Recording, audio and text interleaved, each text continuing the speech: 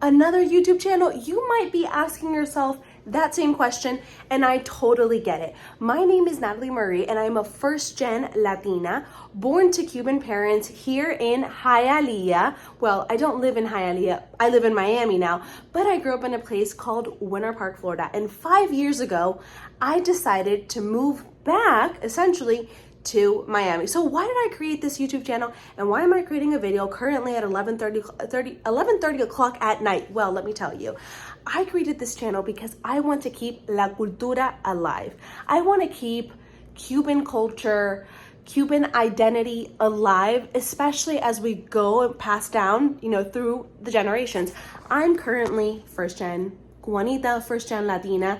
It starts with me, right? It's me, then my sister, and then my two cousins. We're the only ones born here in the States. And I feel like I've been handed this torch, and I've been told, here you go, Nathalie, you're gonna lead the way. You're gonna lead the path, and you're gonna keep us connected and grounded in our identity, in our Cuban identity, heritage, and culture. But I also need you to settle roots and set roots in this country because this is your home. You were born here. So I created this page because of that. I also created this page because growing up, I didn't have people that looked like me, especially where I grew up. Like, I didn't have people that looked like me, people that talked like me, people that had a shared history, a shared culture like me. And I felt like such an outsider growing up. And I mean, essentially I was. Like I said, I grew up in a very white area. As I just mentioned, no one looked like me. And I felt like a constant outsider, and I was constantly reminded of that fact that I was different, that I didn't look like the people that were around me. And it would have been nice to be able to come online, to go to YouTube and find and see creators that had common interest, a common culture, a common history with me, so I wouldn't feel like such an outsider, so I wouldn't feel like so uncomfortable in my own body, so awkward, so weird. So I wouldn't have gone through a lot of the phases that many of us go through, which is like a self-hatred phase where you're like, I don't want to be Latina. I reject everything about being Latina. I just want to fit in. I just want to look like those people that are around me. If I had somewhere to go, right? Somewhere to go online where someone would have looked like me, I know that I wouldn't have felt like such an outsider. I would have felt like, man, I have a community. It doesn't matter that everyone else around me doesn't look like me, but I found someone online. I have a community, and there are other people that look like this person, right? Because it's not just me. It's all of the followers and subscribers and the comments, and then you start building community, and it doesn't feel so lonely anymore. But I grew up in the late 90s, early 2000s, so it wasn't just not having an online community. It was also that the media that was being shown and pushed on you, right? Like through movies, TV shows, books, all had characters that looked exactly like the people that I grew up with. So it's like I couldn't even turn to TV. I couldn't even turn to my own distractions and say, oh, finally, someone that looks like me. Oh, finally, someone that sounds like me.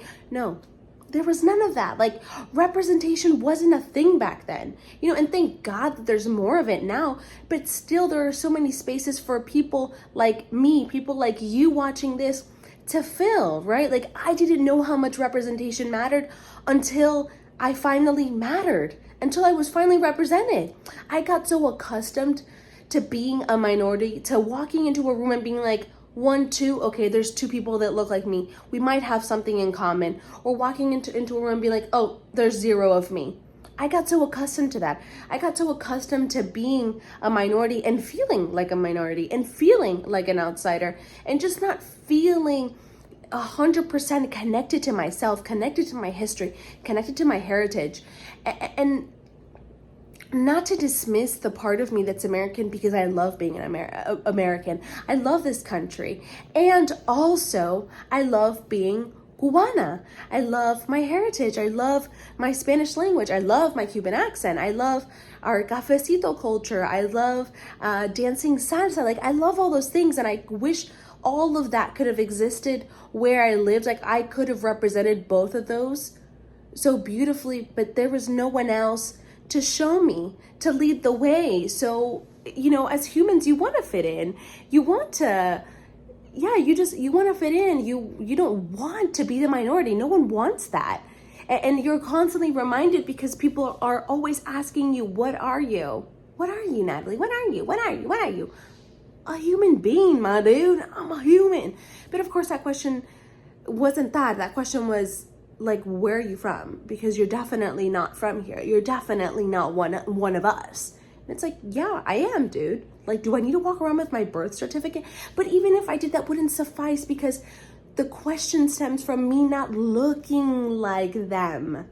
Had I looked like them, it wouldn't have been an issue. The question would have never arisen, right? So yeah, that's mainly why I've created this page. I post a lot of content on social media, on Instagram, TikTok, Threads. I'm very active on there, but it was time for me to get onto long form content. I had a podcast at one point that I was pretty active on. I'm probably going to start that up again. Not probably, I will start that up again this year. But I finally wanted to get a YouTube video out here. I wanted people to know what it is that I'm doing, you know, what mission it is, like, what is my mission exactly? Like, why should you following me, right? And it's because I want to keep la cultura alive. And specifically, I want to keep Cuban culture alive. I want to create a space where people are finally represented and feel like they have a community. Like, hey, I belong. Hey, I matter. That's so important. And people that grow up in places, especially like Miami, aren't going to fully understand that because they were constantly represented. They didn't have to walk into a room and count to see how many people look like them. That was something that never crossed their mind because everyone looked like them. Everyone talked like them. And even if the person sitting next to you in your class or your classmate was Puerto Rican or was Colombian, they're another Hispanic, just like you, right? And that wasn't my case where I grew up. And, you know, I felt discriminated. I had people say discriminatory and racist things to me. Like, I've been called a wetback.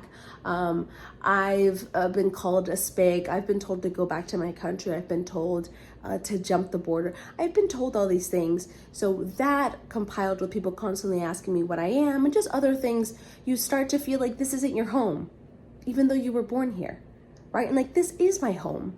And that's why this space is for you and for me. And that's why we need to take space up online, because this is our home. If you're born here, you are American. And don't let anyone ever take that away from you. But it's very difficult to stand firm and stand strong in that when people are constantly telling you that you're not, and then no one looks like you. It's almost impossible to be like, yeah, I'm American. I believe it. It's like, I would say it and I would doubt myself. And then also the other issue that many of us go through as first generation Hispanics is then when we encounter someone that is Cuban or is Puerto Rican or is Colombian, whatever your ethnic background is, and they're from that actual country, and then you tell them, oh, I was born here. Oh, this is una americana. I mean, yeah, I am, but I'm also Cuban. Like, don't take that away from me.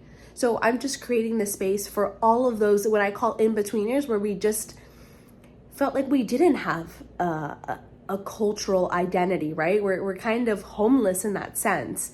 We're in-betweeners, right? Like, we're Cuban and we're also American, or we're Colombian and we're also American, right? Like, we have a mix of both cultures, but we're not one or the other. We're both, right? And like, yeah, we're both. We're not one or the other. And it's hard to stand firm in that when there are other people that are first gens like you and are proud of both cultures. I've encountered other Hispanics, but then they're not proud to be Hispanic. They don't speak Spanish. They get bothered if you speak Spanish. They're completely disconnected from their history. So all of those things is the reason why this page has come into fruition and is finally existing online. And you know what? I hope this comes across your For You page here on YouTube. I hope you come across this video and that this completely resonates with you, because I know that little Natalie, 8, 9, 10, 12, teenage Natalie, young adult Natalie would have desperately needed this page. So if you have any questions for me, you know, topics that you want me to discuss on being first gen, identity, all of those things, let me know down below, and I can't wait to see you for my second video. And hopefully by then I have some kind of tripod, because the one that I have that I use to film all of my short form content, this one that I have, does not allow for my phone to be horizontal. Like, it's not big enough to hold my phone, and it's kind of uncomfortable to hold my phone like this for the past 10 minutes.